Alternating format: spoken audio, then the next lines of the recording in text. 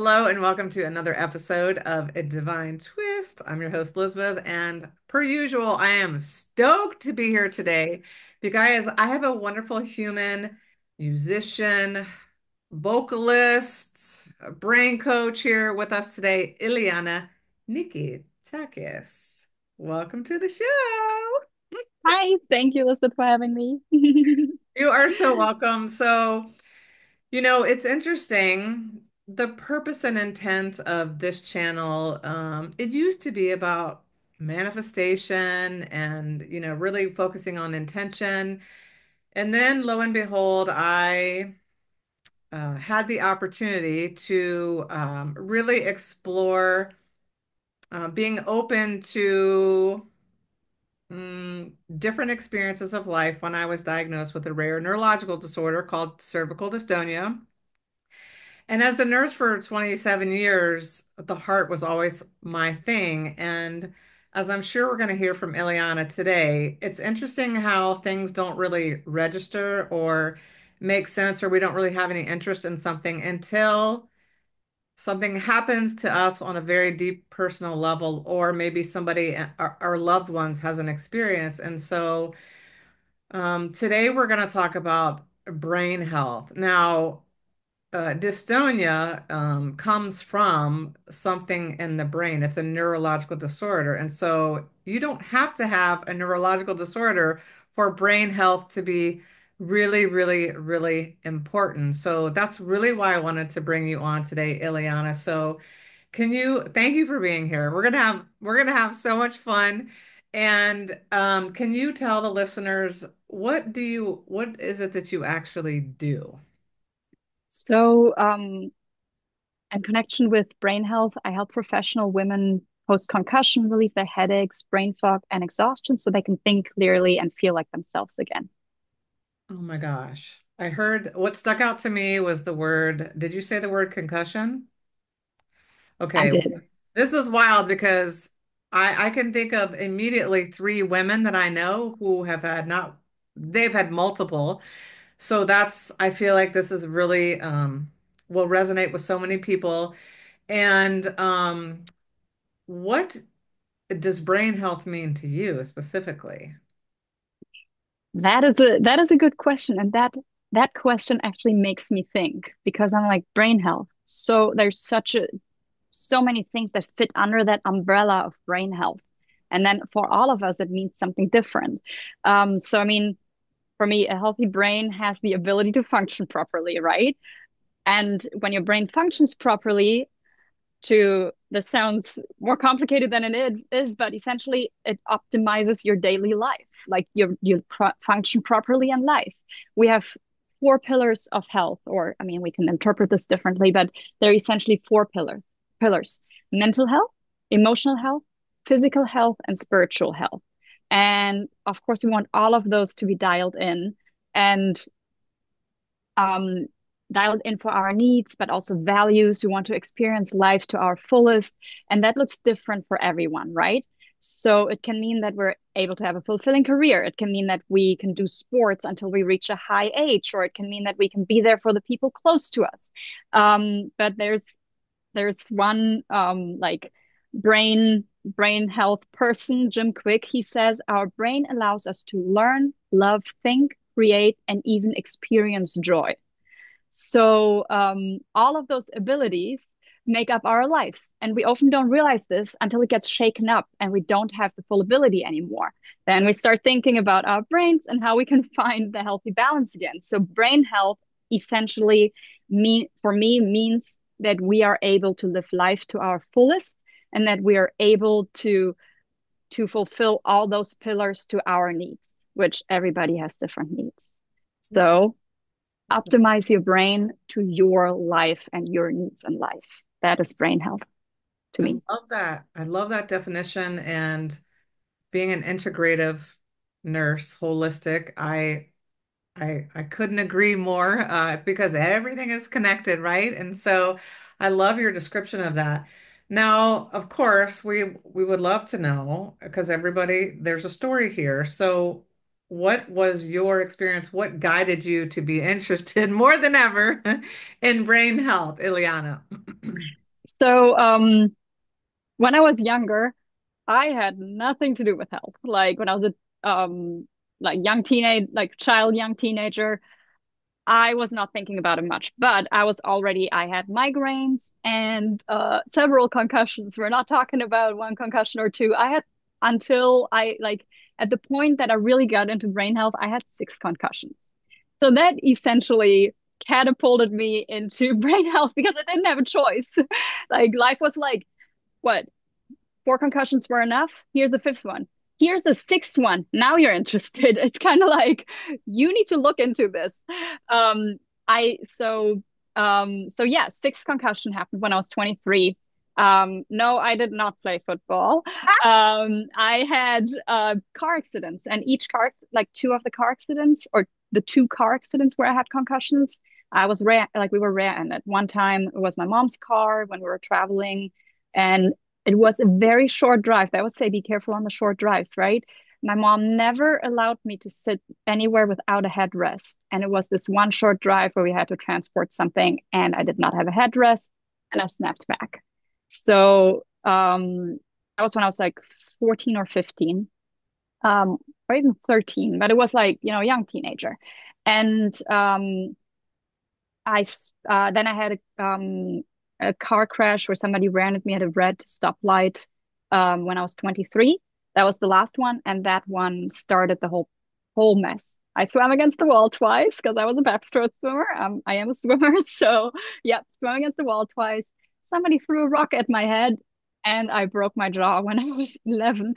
So it was just like a really unfortunate turn of events over the years. Car accidents, sports injuries, daily injuries, um, that I just my head just kept being knocked out. And I can tell you, if you can avoid it, don't get hits to your head. So yeah, so after that last concussion, that car accident, I didn't think much of it in the moment. But I got home completely broke down after like I finished an assignment for college. And then I completely broke down after. That was the only assignment in that class I did not get 100 on. So I was already like in between accident and breaking down, I was already not on top of it. Like I was obviously in shock, and my whole body was in shock, and it was still functioning on the adrenaline. And then the crush came and I completely broke down, shaking and whatnot. But I didn't think of a concussion. I thought I was just shocked from having the car accident and whatnot, because my car did not really have much damage. And then the process started of going to doctors and trying to figure out what was going on. CTs, MRIs, EEGs came back fairly normal. I had a headache every single day. And the doctors were just like, all your tests come back in normal range. Like they saw something on the EEG, so they put me on medication for migraines, which was a nightmare for me, because the dosage was too high for my body. So I talked to another neurologist, and he was like, go down on the dosage. Like I would give you a quarter of what your doctor gave you. A quarter. Yes. He was like, how much do you weigh? And he was like, I would give you a quarter of that. So I started dialing down the dosage and then eventually went off of it. And that is where I found a health coach, a friend of mine. And she started, we started working together. She had a short program, like a 12-day program that I jumped on. I jumped on the beta program when she was just putting it out. It was not geared towards brain health, but it was the first time in my life that I cut out gluten. And I'll get to that later. And that changed everything for me. So yeah, so that was a turning point, working with a health coach and changing my diet. And I mean, my life had turned crazy. I had memory loss. I had headaches. My short-term memory was non-existent. I ended up in the ER twice after the concussion, because I just didn't work right. I didn't function right. And it was like a dark tunnel I was trying to get through and just couldn't see the light at the other end. It was just, I was not myself anymore. I couldn't do the things I loved anymore. I couldn't get myself to do things in general. It was like I was frozen. My whole life kind of froze, and I just kept pushing through and pushing through. and that did not exactly end well. So I that just health want coach was to like the first light that I saw in that tunnel. I just want to pause because Hmm. I know the people that are listening who do have dystonia are just shaking their heads because when you were explaining that, I was just thinking of my own experience. When you have, and it doesn't, it could literally be any health condition, right? That we are experiencing. And it's like sometimes we have to get so far in the weeds before we sort of step outside of ourselves and it's like we don't recognize ourselves. Like where did she go? And just the isolation and the depression and the fear that we experience when all the professionals are telling us everything is normal, everything is fine, when you know deep in your soul it is not, but it's like, so it takes, so how many hours, years, months would you say were required for you get to a place where you felt like you could, sort of sit back and be like, you know what? I know I'm going to be okay. And maybe, then we build on that, right? Not only am I going to be okay, I might actually be better than I was before because I'm doing this inner work. Like, how long did it take you, Ileana, to get to that place? 10 years. 10 years. Hmm. Okay, this is so important. This right here because as humans, our number one tendency is we like to compare. It's like, let me compare my chapter 3 to your chapter 47. All it does is create separation, right? And make us feel alone, like it's never going to work. So I just want to plant the seed here that wherever you are on the journey, um, just stay on the path and know that if you're open and you have the desire for things to be different, they can and they will be. Okay, I just wanted to anchor that in. So thank you. Thank you for that. Okay, so Yes. you were talking about all of the ways that this was manifesting in your life. I mean, your beloved brain got, hit a bazillion times, even though you didn't play Hmm. football. And and so, you met a coach, you worked with a coach, and you basically started paying attention, right? Yes. Like Yeah. literally paying attention. So, what would be, do you have like maybe three things, speaking of the brain, supposedly threes, recalling things in groups of threes is easy to remember. So, if you were going to share three things that could help people with their general brain health, what would you say? So the I say there are like three pillars that helped me get through this. Of course, there are more things that I did over time that I looked into, but the three pillars that got me through were food. Food was the first one that made a change. Then brain exercises, and then throughout the whole thing, music. I'm a musician. I've been playing violin since I was 5 or 6 years old. Music has been is one of the biggest parts of my life, and music and the brain is an amazing combination. So yeah, the three pillars: food, brain exercises, and music. Okay, food, brain exercises, and music. Okay, so maybe we can go through each category and you can share however much or little as you would like for people to explore this route if they're interested or curious about, elevating or improving their brain health. Yeah, I would love to get into that a little bit. So, our first one, or the first one for me was food. Um, or the first one that made a difference where I really started to realize here we have a big change. Um, so I ended up, so I am, as my last name probably gives away, I am Greek, half Greek. I did not grow up in Greece. I don't speak Greek, but I am Greek. And the food and the music are the two things that I grew like that were important pillars of my childhood. And so I ended up with a Greek diet, which is essentially a Mediterranean diet. We all know that's the most studied diet and extremely healthy. So yeah, the Greek Mediterranean diet, but I made it higher in fat and protein for myself. So a lot of times for brain health, a keto diet is recommended because our brain is literally fat. Um, not in a mean way as not in a mean way as in you're fat. It's like your brain is fat. Yeah. Like um that is which is I think it's 60% of the dry weight of your like that means no water included is fat. So we want to give our brain the fat. And the Mediterranean diet includes a lot of healthy fats, such as fish, fatty fish like anchovies and sardines. For fish, I like to say go with a smash fish. Sardines, mackerel, anchovies. Um, what is the other S? Now I'm blanking out here. Salmon, and herring. Those are our smash fish.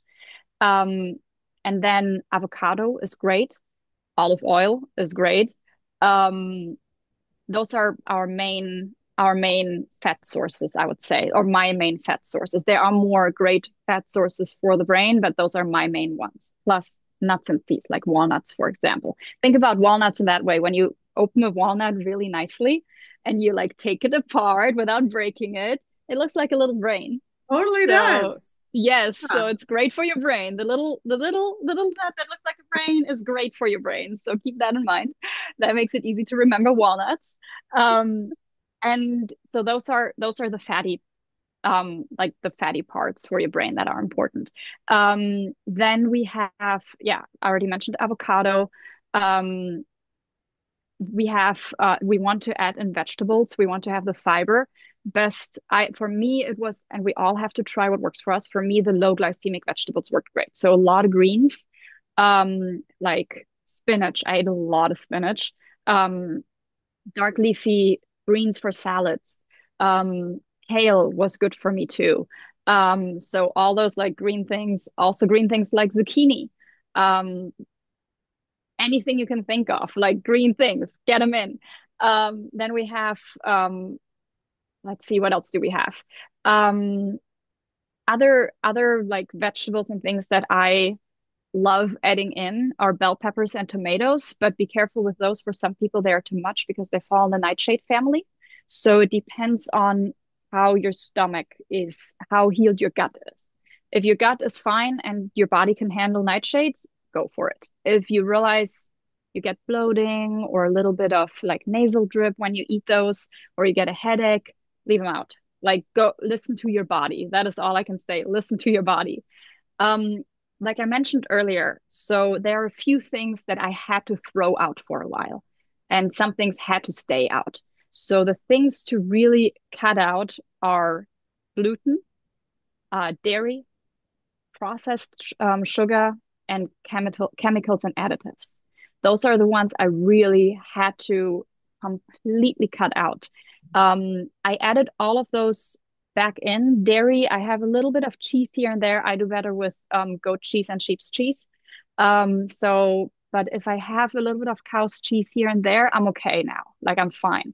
But the one thing that I am not able to put back in, and it's getting worse over the years, is gluten. So Hmm. gluten was the one thing that I cut out and never took back in. And cut out anything you're sensitive or allergic to. So I, for example, I cannot eat pork. I have an extreme pork allergy. So pork is something I can never eat. That will mess up my body and my brain right away.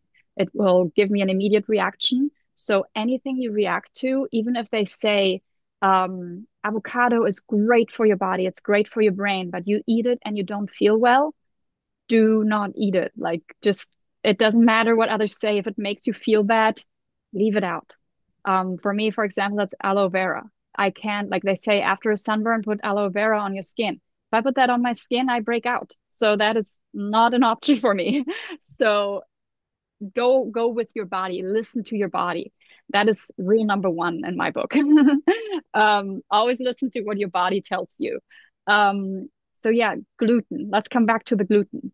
Um, if you don't do anything else for your brain, try this. Try cutting out the gluten and see how your body does without gluten. Um, I would say cut it out for 3 weeks to a month and then take it back in and see how you feel. If you have a sensitivity to gluten, there are studies that show that it wrecks your brain if you have a sensitivity. If you do not have a sensitivity, you should be fine. But if you have a sensitivity, it will mess with you. So try it. Cut it out for a month, take it back in and see what your body says. See how you feel. See if you get brain fog. See what your body does. I just have a question about the gluten. Yeah. Quickly did you notice a change when you abstained from intaking gluten? Was it like immediately, or did it take like a few days or a few weeks or a few months?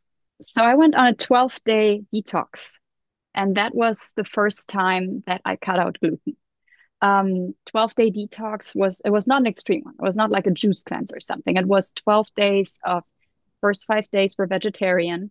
So I ate salads with sweet potatoes and other vegetables with quinoa. I'll get to those things in a second. Um, and yeah, 5 days of that. And then after that, I added the animal proteins back in. Even though I never cut out eggs, I'm okay with eggs. Figure out if you're okay with eggs. A lot of people are not. Yeah. Um, so I kept the eggs in, which eggs are fine for me. And then, but the 12 days were without gluten. By the end of the 12 days, I was extremely strict with those 12 days. Like I followed the rules to a T. Mhm. Um, my cat allergy was gone by the end of the 12 days. I was living with a cat at the time. And when I was through with the detox, the cat was always sitting on my lap. Like cats love me, they come to me. Um, the cat was sitting on my lap, and I was not on allergy medication anymore, and I was not reacting. It was one of the most amazing realizations for me. And then I was okay with gluten. I ate gluten here and there after I my gut was healed and I felt better, and I was okay for a couple of years. 3 years later, I started having more migraines again, and I was trying to figure out what was going on. So again, I went on the detox, the same one, cut out gluten. And then the next time I ate gluten, my brain, like my head exploded with a migraine. I had all the symptoms. I saw the dark blotches. I ended up throwing up. That's how bad my migraines can get. Um, and then I was like, gluten. I was not eating a lot of gluten at the time because the people around me, like there was someone who was sensitive, like who had a gluten allergy. So a lot of the food I ate was naturally gluten free. Um, and that's where I realized that I had developed a sensitivity. So it gave me migraines, it gave me brain fog, it made me feel I was bloated, I had stomach aches. I was not my body wasn't processing food very well. Um, so yeah, I threw out the gluten, and that is where also really changed to eating more complex carbs without any gluten in it. So that is, you want to have your carbs in your food. It's part of our food pillars. Or I want to have carbs in my food. I'm not for no carbs, but you want to have the complex carbs so your body takes longer to process them. So you want to have things like sweet potatoes, quinoa, buckwheat. There are more. Brown rice. Those are my four favorites that I eat a lot. Mhm. Um, so you want to have those complex carbs in your food because your body takes longer to process them and you stay full longer. That means less snacking, less sugar cravings. Yes. And it really changed a lot for me when I started switching to those. And yeah, and then of course, so that's for the foods. I can summarize the foods real quick one more time because I Sure. feel like we're talking Yeah. talking a lot, like things cross over. So for the brain foods, cut out gluten, cut out dairy, processed sugar, chemicals, and additives. Like you want to try how your body feels without those four things. Then add in healthy fats. So you got your smash fish, salmon, mackerel, anchovy, sardines, and herring are examples. Of course, there are always more, but those are some good starters. Um, Add in your nuts and seeds for more fats, olive oil, avocados. Those are your fats. And then add in vegetables, green leafy vegetables and zucchini, any other vegetables you like. Optional, cut out the nightshades. Um, that is that, and then for carbohydrates, get your complex carbohydrates, sweet potato, quinoa, brown rice, buckwheat, and whatever else you can find. Those are just examples. So that's our food overview, or my food overview. That is what helped me feel a lot better. And then on top of all of that, it counts what we put in our body, water. We need water to function. Exactly. You always want to add the water, and I love adding electrolytes into my water. So in the morning, we haven't had any water for hours. Um, so add in some lemon, for example. Makes it super easy. It's natural. You don't need any crazy buy anything. Just put a little squeeze of lemon in your water and replenish your body. Um, Another thing that I have found a couple of months ago, I was in search of electrolytes that don't have sugar in them, and I'm not affiliated with them, but I love Boy, Buoy. They have different kind of electrolytes, also one for brain health that has ginkgo biloba in them, but they are not sweetened and they are for people with chronic illnesses. So they're liquid. You just put a squeeze. You can put a squeeze into any of your liquids, whether it's coffee, water, juice. You can even put them in alcohol if that's what you want to do, even though alcohol, of course, is not great for our brains, Yeah. but still, I mean, let's be realistic in social situations here and there we will have like we might have a drink. Yeah. But yeah, you can put electrolyte like those electrolytes into anything and they're pretty flavorless. They have a slight flavor to them, but if you put them into your juice or something or into your coffee, you will barely notice them. Um, so yeah, keep the water intake coming. Yes. Always drinking. Yeah. So yeah, that is my rundown on food, what I did. I love that. And of course, it says in my show here, nothing that I'm sharing here, either from me or my guest, is meant to be taken as medical advice. Always, always, always talk to your people. This is just what people have tried, and it's just for, educational purposes only. So, and everybody is radically different. Like, maybe nightshades are fine for me and they're not for you. Like, so everybody. The big point here is listen to your body. So in your example, at least in my experience working with humans for 28 years as a nurse, it's incredible how we get used to feeling so lousy until we have a different experience, like you not having the allergy to the cat. It creates this opportunity where you're like, oh my gosh, I didn't know that I could feel differently. And so then when you do, it gives you incentive and motivation to keep going because nothing is better than feeling good. I mean, especially if you've had migraines and the brain fog and all this, it's like, whew, there's an opening. I'm gonna go for it. So I Yes, love that. Okay, so we shared the nutritional pieces, and then what was the next category? Was it brain exercises? No. exactly. Yes. Next Okay. category is brain exercises. And just to let me add to what you just said, Lisbeth. So yes, this is all like these are things that worked for me. Like this is what worked for me. Um, that's my experience. And like I keep saying, everybody is different. And if you have something that is just not good for you, like you have to make the decision for yourself. Like these are I'm talking about my experience and how my brain health got better. And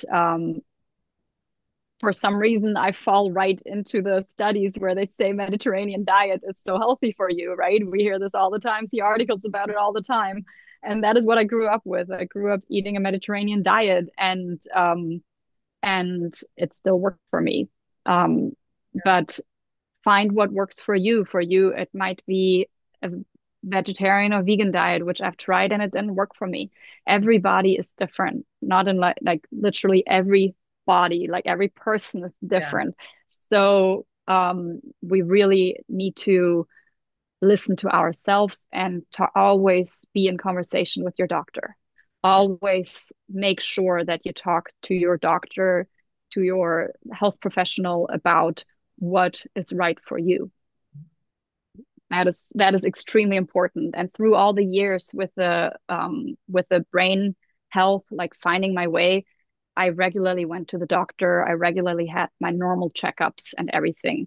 And for migraines, I was prescribed medication for my migraines that has really helped me over the years and that I still take when I get a migraine, which now has come down to every couple of months. If I accidentally eat gluten, I Yeah. will get a migraine. So, yes, please listen to your health professional and to yourself. Thank you. Great.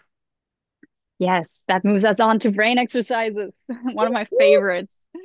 Beside the brain exercises go a little bit hand in hand with the music, but I'll start with the plain brain exercises.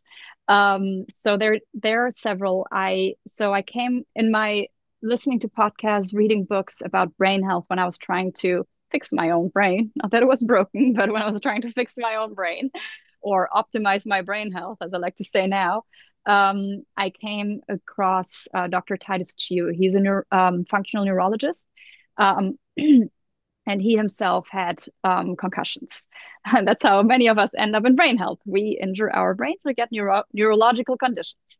And two of my favorite exercises that I found through him are the first one comes from Kundalini Yoga, and it's Satanama. So we bring our fingertips together, Sa Ta Na Ma. For those just listening with the sound, we bring our thumb and our index finger together for the syllable sa. We bring our thumb and middle finger together for ta.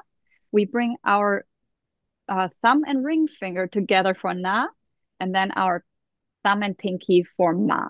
So we have sa, ta, na, ma. And you can just go through that. You can say it in your mind. There are from Kundalini Yoga, there are some like connected with music where they chant the syllables. You can find those on YouTube, or also, I guess, also on wherever you stream your music. But there are different ways of doing it. For me, it's very relaxing to like get into a rhythm and just go sa ta na na sa ta na ma sa ta na ma. It just kind of it slows me down when life gets crazy. So this is one of my favorites, They should teach this in kindergarten. right? Yes. I mean, oh my gosh, so good. Yes. And then the other one that I really like that kind of also again slows me down is the figure eight. So you draw a laying eight, and you can do that with one hand. You can start with one hand, just trace a laying eight, so your infinity sign in the air. You can add the other hand to it. So you can do it, use your pointer fingers and do two eights. You can Wow. move them parallel. You can move them opposite directions. So they both Oh, go inward. oh Find Lord. the one. Do it separate with your left hand and then add your right hand. Come in, start in the middle where the lines cross, go in, circle down, come up, circle around, come to the middle. Woo. Yes. So you can do the one that's easiest for you, to just kind of get into it and then challenge your brain and find the combination that's hard. For some of us, it's moving them parallel. For Yeah. some of us, it's moving them mirrored against each other. Yeah. Um, and you can even turn the direction around, which like Yeah. find what is hard for your brain because that will build the new connections. My So mind is that is, right yeah. now. That's like, can you tap your head and rub your belly and then wait, oh, switch it. What? That brings us to the music. Okay. Because so I'm a violin teacher. I'm a violinist, like or fiddle player. I live in Texas, so I play with country bands a lot, but I also love all my other music styles. So I'm not only a fiddle player. And I teach kids and adults, which is a very different vehicle to like very different way of teaching, very different way of learning for both groups. And then you have the kids that just like stomp through and they go right forward. You have kids that have a hard time with coordination, and you have kids that have ADHD, and we spend time in the lessons just bringing them back to themselves because you see They look at me, but they look past me and they look at the pictures on the wall. Yeah. They look at like out the window. You just see how they disappear. Impacted. Yeah. And yeah, everybody's just different. So everybody needs something different. And that is, we have with violin, we have that combination where we draw the bow. So we have our right hand moving in that smooth motion or moving back and forth depending on what we play, and our left hand playing the fingers. Um, like putting the fingers on the violin to build the different notes, the different tones. And so first getting that combination. So I have a shoulder injury. That's why I ended up in health coaching because I couldn't play violin for a while. And that was the route that I went down. So a couple of months ago, or now a year ago, I ran into that problem again and I was trying everything to play again because I just need the music. I need to play. It's part of my life. I tried to play other instruments. That's how I ended up with the lyre, which you see behind me, which I absolutely love too. But I just need the violin in my life. I was like 3 years old and I was like, I want to play violin. And my parents were like, okay. And my dad's a musician. And then my grandma, when I was like 5 or 6, she was like, let's get her a violin. My family got me a violin and I started taking lessons. And that's how I ended up with the violin. So then a few months ago, I was like, I need to play. I can't not play. My shoulder's not happy, and several sports injuries and accidents that like the car accidents play into that with the neck. So it's a whole mess. It's like several injuries coming together. So I started playing violin with my left hand. Like I turned everything around. Yeah. I sent my brain for a loop there. It was a mess. But I was like, is that how the kids feel, or is that how my students feel when they start learning? Is that how it feels to hold a bow for the first time? Because I was 5 or 6 when I started playing, and it came pretty like I wanted to do it so badly.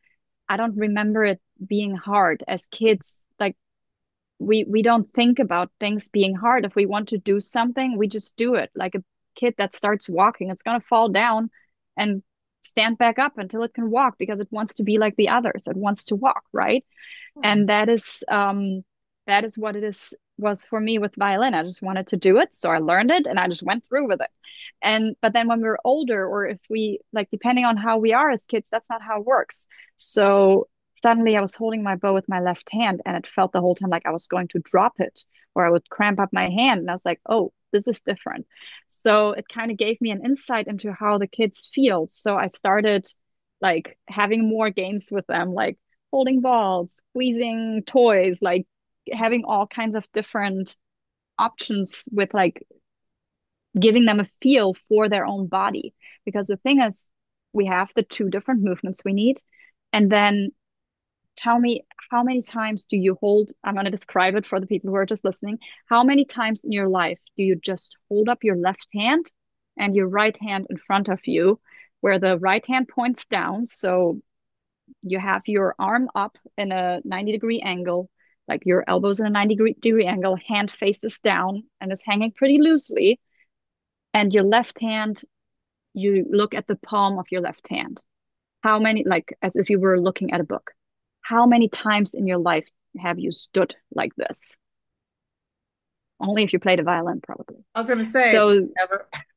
exactly. Only if you've played a violin or a viola, probably. Yeah. So it's just super unnatural. So I have students who get frustrated, and I ask them, how many times in your life until you walked through this door have you had this bodily position? Like how many? And they're like, well, never. And I'm like, exactly. This is new. Your brain needs to build these connections and you need to repeat them regularly to get there. It doesn't help to do it once for an hour. It's doing it repetitively and doing it over and over again. And that is where the music playing comes in. It's something where we build the connections or keep the connections. They say so. They've done studies on playing music, and when we play music, it's like fireworks in our brain. It's like our brain is just going off because we have the sound happening, we have the movement happening, we create that sound, and our body is connected to the sound in a different way. So music listening is amazing for us if we don't want to play or can't play an instrument.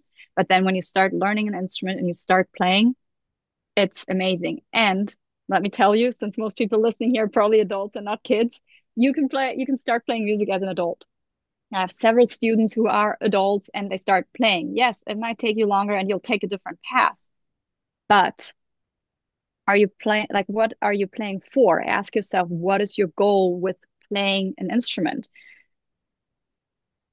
If it's playing for yourself, learning something new, learning something maybe you've always wanted to learn and you've never had the opportunity to learn, take that chance for yourself. You don't have to do it for anyone else. So does it really matter how long it takes us, or does it matter that we're doing it? I'm all for just doing it.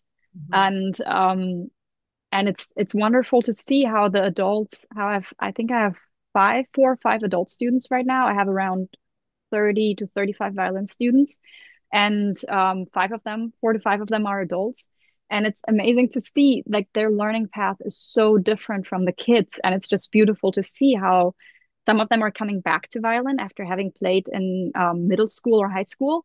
And some are just like, well, my parents forced me to play flute. But I always wanted to play violin. So now I'm an adult. I got myself a violin, or my spouse got me a violin, and I am going to play now. I have like all kinds of different stories. I have one student, she's a retired electrical engineer, and she played in middle school and she came back to playing and is learning all over again. And it keeps your brain fresh. It keeps your brain learning new things. And yeah, that is the aspect of playing music. And then we have the aspect of listening to music. Yeah. So the beauty is you pick the music. It doesn't have to be classical music. It doesn't have to be meditation music. It if if metal is what calms you down, what like puts you in your center, listen to metal. Like just do it. If it's electronic music, listen to electronic music. If it's country music, listen to country music. If it's bluegrass, go for bluegrass. Like go with what feels right for you. And that is one of the most beautiful things that I have figured out about that I've learned about music is it doesn't matter what kind of music it is, just get the sound going, get those sound waves around your ears. And that is one of my favorite things about music. It's all what we like, and everybody likes something different. I love that. And I on those, you can take those aptitude tests. My scoring and aptitude for music, I'm tone deaf, like all the things. I cannot play an instrument. However, music is life for me. I have had a mixtape for every experience, as a teen, and I always have the music going in the background. And so Hmm. I cannot imagine life without music. So, and even for people maybe who aren't music people, maybe if you're listening to this, it just so happens to stumble into your feed, maybe this is a wink from the universe. Either maybe you maybe want to pick up an instrument or you just want to explore music differently than you ever had. So, because I'm into experiences, is there a way that we could experience some of your music today? Um, yeah, I mean, I can play a little for you. I'll do I would it. love for our audience to have a little music from yours Yes, truly. yes. I'll add. So my music world is very mixed, like I mentioned before, and I just for me it's the experience of sound. And like I said, we all like different things, and I like a lot of things. Like I will listen. I listen to, since I play country, I listen to a lot of country music. I play and listen to Greek music. That's one of the things I grew up with. I listen to blues. That's also, my dad's a blues guitarist, so that was always Oh, around. And so you find what you like. But so recently, I sometimes play for yoga classes, and that is where I like to bring my lyre. So the thing oh, behind me is an ancient Greek lyre. They didn't build those for like 2000 years, and then there was a company that started building them again. And they stumbled across my Instagram feed, and I was like, oh. So for like 2 years, I was looking at their posts, and then my friend was like, you're going to Greece, like you're going to Thessaloniki. They're in Thessaloniki. Just get one. What are you doing?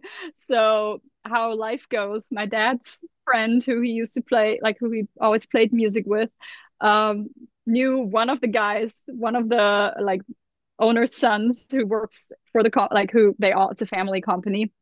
So it was like, oh yeah, I can contact him. And then 3 seconds later, I was like, here, talk to him, like on the phone. Like it was an evening in like in Greece, and he was like, here, talk to them, talk to them about the lyre. And I was like, yeah, I would like to try one. So then like 2 days later, I was sitting there trying a lyre for the first time. The videos on my Instagram feed. um, and my Instagram is just my name, Ileana Nikitakis. Well, we can put it in the notes, I guess. So suddenly I was sitting there playing the lyre, and then I went back home to Texas and I ordered one, and I've been loving it for the last like 1.5 years that I've had it. So here we go. How do you spell that instrument? Give me 1 second. I will tell you right away. Um, that is spelled Lyre. In Greek, it's lyra, and then in English, it's lyre. Or yeah, it looks like a little harp. It is so cool. And it kind of to me sounds like a harp. Exactly. I mean, it totally is. And I always wanted to get a harp. I always wanted a harp, and I had looked at them several times. Like wanted a little, and then I found the lyre, and I was like, never mind the harp. This is way better. Wow, so And cool looking. what I love about it is, you know how the violin sits right at the vocal box or the vocal cords. So when we play violin, the sound runs through our body, which is why I had such a hard time switching instruments when I had the shoulder injury. I tried guitar, I was practicing guitar every day for, I don't know, and I was just like, I don't know. I like this for songwriting, but that's it. And then I found the lyre, and it just sits along my body. And that is what I love about it, how it's so close, and I feel it's the feeling of the music that plays such a big role in it for me. Wow. So, oh, that one needs a little bit.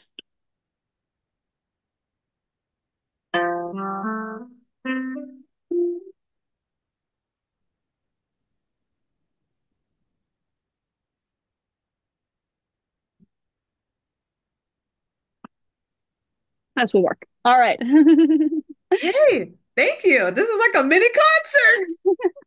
Here we go. All right. I'm just going to invite people to sit back and just, if you want, close your eyes. Just like let the music come to you, through you. I couldn't have said it better. Here we go.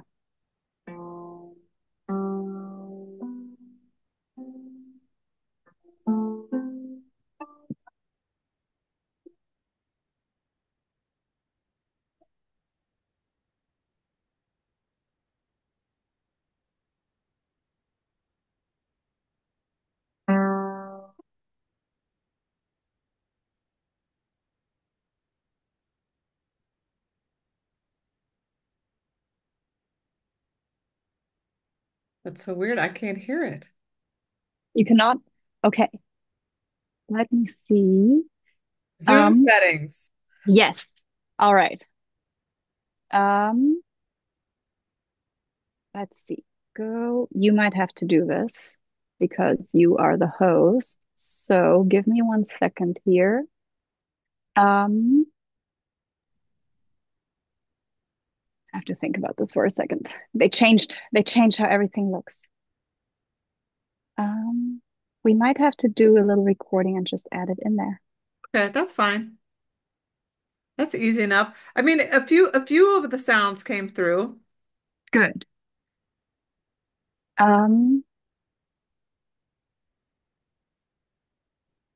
all right. Go to the audio, the little arrow, Yep. and then you click on audio settings, Uh-huh. and then there should be an original sound Yes. for musicians. Okay. It's an audio profile. Yep, that's clicked. Does it come through for you? Yeah. Can you hear it now? Yeah, baby, let's go. All right, let's do this again. All right. You can hear this? No. I'll make a little recording. You can go to my Instagram. I do have some videos on there where I play Okay, and the sound comes through there. we'll just And put that in the description. yeah, we'll put a little Anyway, link to it. it's great to for people to see this cool instrument that I never would have spelled it correctly. And I just think it's so fun when we can people can take their aptitudes, their gifts, and alchemize the pain, whether it's physical, mental, emotional, and usually when we have physical pain, it's emotional, spiritual, mental, and it's so refreshing. That's really the intent of this show is to highlight people's individual experiences and you don't have dystonia. However, you do, you focus on brain health. And so again, thank you for doing the work and for sharing your gifts. And it's just fun to see examples of other people when they have been able to transcend, alchemize, turn their pain into purpose, however you would label it. And it's so beautiful. And I'm so glad that the universe put us in the same room, you know, a little while ago. And so if people want to hear your music, if they want to pick up what you're putting down, if they want to work with you, oh, and it's 11:11. So that is not an accident. Winky wink. How can people get a hold of you, or what would you share with the listeners, Ileana? Yes, so you can go to my website, which is my name, Ileana, and then NHW, as in Nikitakis Health Wellness. Um, so you can go to my website and you can check out the starter kit and book a call with me. Jump on it. We'll just have a little conversation about your particular situation. And then you can, if you want to hear some of the music, I do have some videos on my Instagram. So you can just jump onto my Instagram. There's also in the link in my Instagram bio is a link to my health coaching website. So you can just get there through that. And the Instagram is my name, Ileana, Ileana, and then Nikitakis, Niki, like the nickname, and then Takis like the chips, Takis. Perfect. And we'll put all that in the show notes. This has been such a treat. It feels like we were just hanging out, in the studio or whatever, Ileana. So thank you. Is there any wisdom, any parting thoughts that you want to leave with the listeners today before we wrap this up? Listen to your body. Always listen to your body, um, and to your mind. Body and mind are directly connected, and when it comes down to it, you know yourself best. Like your doctors can help you optimize everything, like if you find the right doctors, but you need to tell them what is going on in order to take steps. And then if you run into the situation that many of us have been in where it seems like there is no help, keep looking. There's always a way to get better. There's always a way. Hmm. I love that. I couldn't have said it better myself. Thank you so much, Ileana. This has been so fun. You're so talented. Thank you for sharing your wisdom with the listeners. And thank you to the listeners.